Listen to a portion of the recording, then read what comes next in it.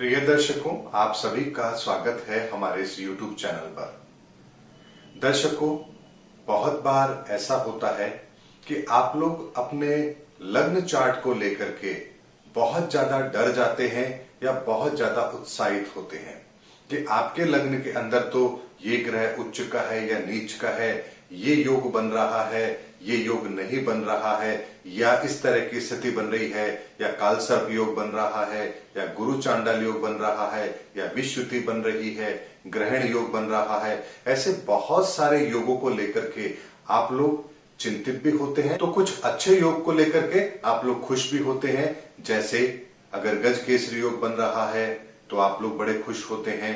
कोई ग्रह उच्च का है, पंच महापुरुष योग बना रहा है तो आप बड़े खुश होते हैं। लेकिन दर्शकों, कभी आपने सोचा है कि केवल लग्न चार्ट ही सब कुछ नहीं होता है? इसको आज हम एक प्रैक्टिकल तौर पर समझते हैं। दर्शकों, उदाहरण के लिए हम एक डेट लेते हैं।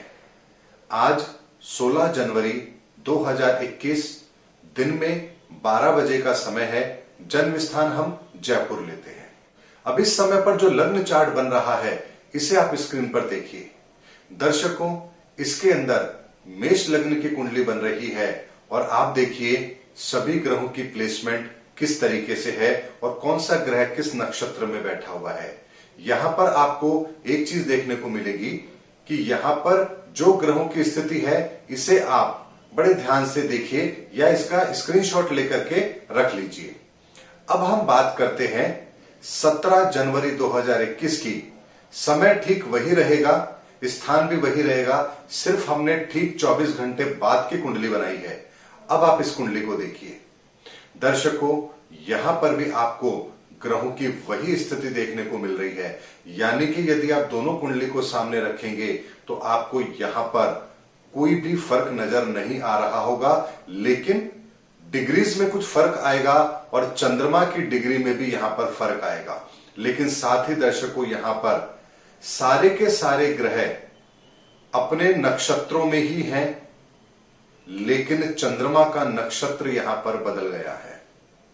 यानी कि चंद्रमा जो 16 जनवरी 2021 को शतभिषा नक्षत्र में था, अभी 17 तारीख को वो पूर्वा भाद्रपद नक्षत्र में आ गया है।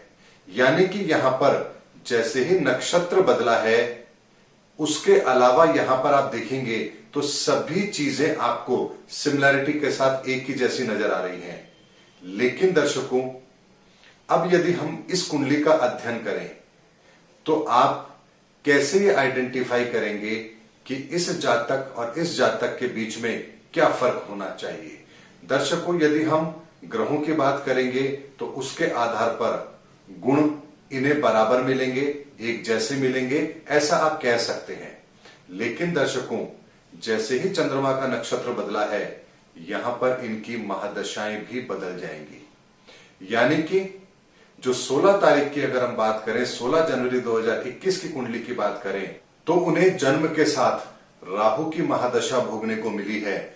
और 17 जनवरी 2021 को जो व्यक्ति पैदा हो रहा है उसे बृहस्पति की दशा भोगने को मिल रही है।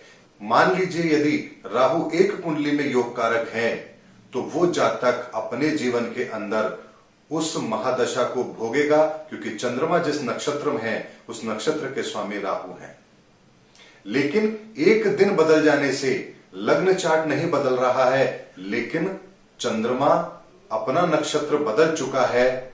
ऐसे में यहां पर चंद्रमा के उस नक्षत्र में होने पर दूसरे जातक को बृहस्पति की महादशा मिलेगी। यानी कि जीवन के अंदर राहु का जो 18 साल का पीरियड होता है उसमें से, हालांकि उन्हें 18 साल भोगने को नहीं मिलेगा, क्योंकि जिस दिन वो पैदा हुए हैं उसमें से कितना समय राहु का भोग काल निकल चुका है, उसके बाद का ही समय उन्हें भोगने को मिलेगा। लेकिन फिर भी यहां पर एक जातक राहु की दशा भोगेगा और दूसरे जातक को इस जन्म में राहु की दशा आएगी ही नहीं।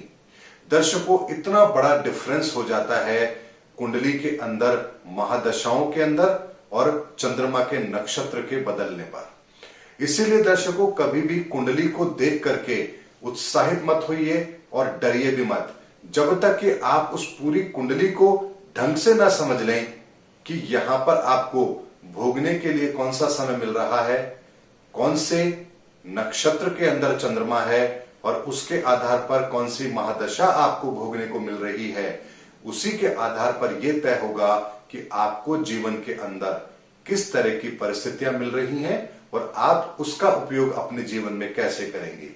जैसे मान लीजिए एक व्यक्ति को बृहस्पति की महादशा भोगने को मिल रही है जन्म के साथ ही, और बृहस्पति उसके नीच राशि में है इस समय वर्तमान के अंदर, तो यहां पर उस व्यक्ति का बृहस्पति के संदर्भ में जितने भी पॉजिटिव रिजल्ट हैं उनके अंदर कमी जरूर आएगी। लेकिन दूसरा व्यक्ति जिसे अभी राहु की महादशा भोगनी है, उसे राहु की महादशा के बाद में 2033 में जाकर 33 में जाकर के यहां पर बृहस्पति की दशा भोगने को मिलेगी, यानी कि 13 साल के बाद में बृहस्पति उनके एक्टिवेट होंगे।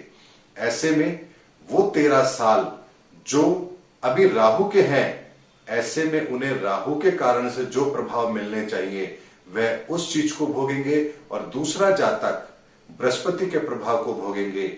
यही बहुत बड़ा फर्क होता है दर्शकों, कुंडली के अंदर लग्न चार्ट के आधार पर जब हम कोई बात करते हैं और महादशाओं के आधार पर जब कोई हम बात करते हैं। इसीलिए दर्शकों, नक्षत्रों की भूमिका बहुत ही महत्वपूर्ण है और चंद्रमा की भूमिका भी बहुत महत्वपूर्ण है, लेकिन इनके संबंधों को समझना बेहद जरूरी है।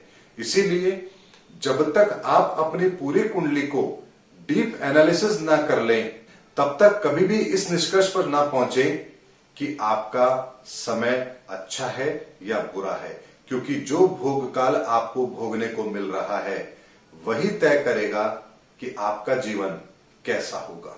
उम्मीद करता हूं दर्शकों, इस एक एग्जाम्पल से मैंने आपको यह बताने का प्रयास किया है कि कुंडली के अंदर बहुत सारे रहस्य होते हैं जिन्हें समझना बेहद जरूरी है।